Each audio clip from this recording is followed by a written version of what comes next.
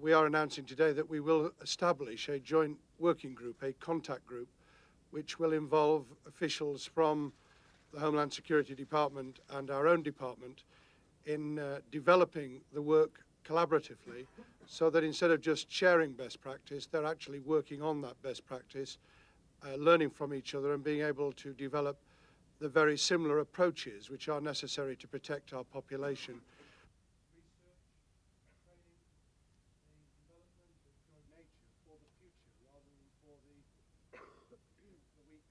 And we are prepared domestically, and we plan and work on the possibility of simultaneous attacks, but I think it makes eminent good sense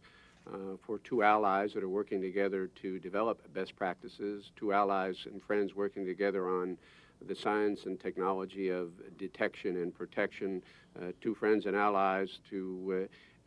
engage in some responsible thinking with the possibility that we might have to endure simultaneous attacks, and how we can be mutually supportive of each other in that process. There's nothing in the thinking we're engaging in from today is, of course, by its very nature for the future rather than for the weeks and immediate months ahead. So we're preparing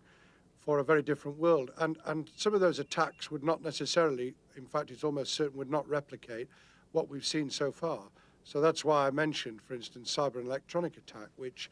could disable the commerce of the future. All of these things we need to be aware of, and we need to ensure that those who are thinking of using those techniques are aware that we're literally on the ball, that we're ahead of them, rather than waiting for something to happen and then chasing that eventuality once it's occurred. Yes. A major challenge is not just in terms of getting the right facilities in place, but actually being ahead in those rapid